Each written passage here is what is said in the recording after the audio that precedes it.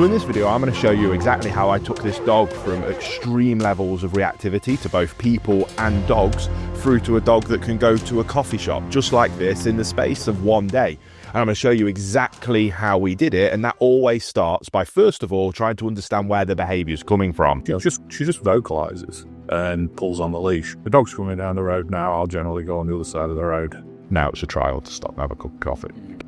She just goes bananas at anyone that gets past. And is that the when you see it worst, is it? Yeah. Because I'm cornered, so we're sat at a table like this. So say someone comes to take your order, they're coming towards the table. I can't redirect her because I can't get her out. I'm already getting tense. As soon as I see anybody coming, I'm grabbing hold of her harness and pulling her in. And she must be thinking, why is he doing that? What's the problem? Yeah. And then all of a sudden, you can feel it welling up in her. And then she can't hold it in anymore. And then she needs to vocalize. Have you ever tried any strategies of kind of interrupting the behaviour or challenging the behaviour? We've tried treats. So we've sat there with a pile of treats next to us. And if we see someone coming, we go, come on, Mabel, have a sniff of this.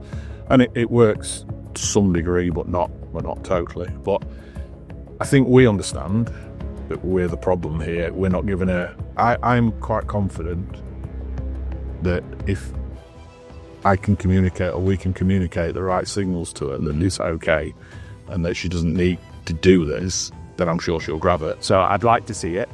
What I'd like to do is trying to set up this kind of coffee shop environment. You come in, sit down, just relax kind of as you would in a coffee shop, just try and relax. And then maybe just give us a ready. Yeah. And then me and Ben are going to come out and we're just going to kind of walk around. Try and replicate it, as you how you have seen it. Because that really lets us assess what's happening. Gets my anxiety up still, that level of barking. I can't believe they still attempt to take her to a coffee shop. My first thought is there's tons of reinforcement going into when he's trying to settle her down and getting her to stop. There's loads of praise, there's loads of kind of stroking. It's okay. Lots of reassurance. There's actually reinforcement. That's going to be a big part of what we're going to have to communicate over to them.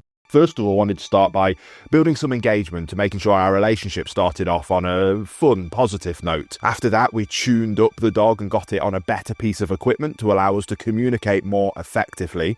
Then the tough moment did come where I had to draw the line in the sand with this dog and communicate the behaviours that cannot be acceptable moving forward. Leave it. Yeah, you're going to have to learn that isn't acceptable. Yeah. Good girl. Good. Cool. Oh yeah. I'll start working again. Come on. But it allowed me to really quickly redirect the dog to the behaviours that I did want to see, and allowed me to use loads of rewards for just basic things like sits and downs. Once we'd done that process in my training centre, I wanted to quickly get out into the real world, so we took the dog to a coffee shop, to the most extreme environment where this behaviour has been worse for the owners, and we proofed it out in that environment and got to a point where I was ecstatic that the dog was thriving in real world scenarios. But then the most difficult part of any training process is handing that skill off to the owners, because the most important thing is that they can replicate the success themselves with their dog at home. It's frustrating with a dog like this, and that's why my brain's going a million miles an hour, because she's done for me. I'd have zero concern. I'm happy taking her a day with me and she'll be dreamy. I'd get a back crate trained and this would be a perfect canine companion, no problem.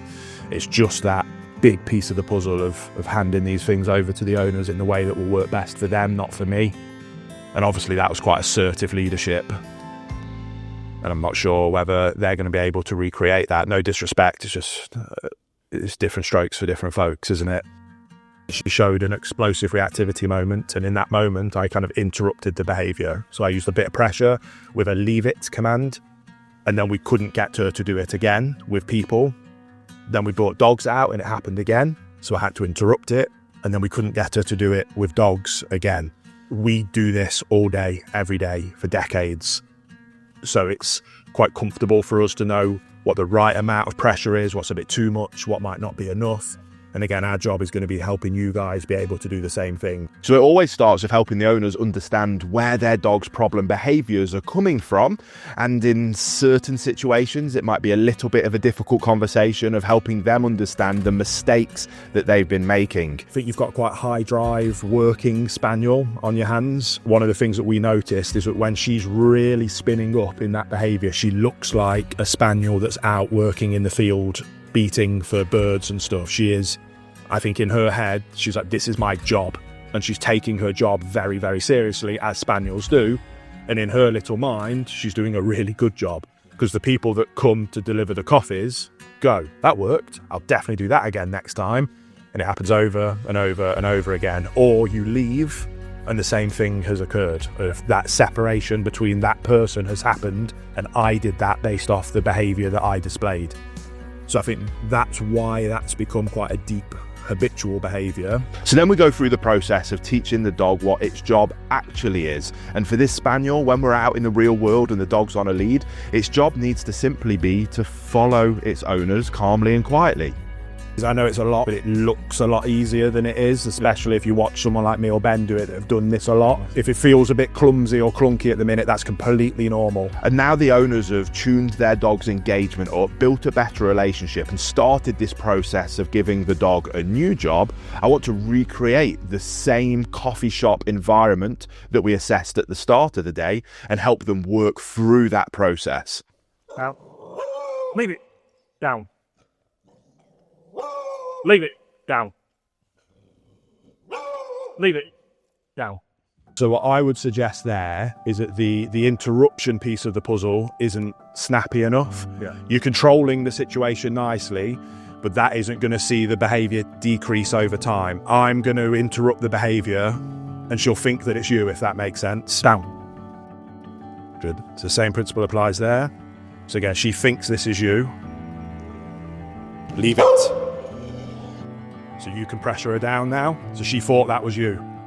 In the moment, you know how I interrupted it and then she barked. In that moment, it feels like it isn't working, but learning is happening. Once we've kind of reset and come back, then it's happening less. You see that addition of the pressure that I'm applying because she's starting to build is tipping her up a little bit. Yeah. But it's like a step forward for a few steps back. Does that make sense? Now, this case was a classic example of where somebody like myself, with the years of experience, practice and repetitions of working with problem behaviours just like this, can have very quick success. But for some owners, it takes a little longer. It takes a bit more practice to start to bridge that gap. So although we made monumental success, we're going to have an ongoing training plan with these owners and this dog to ensure that they get to the same level of success that me and my team are able to have, and this dog can go about enjoying their life together.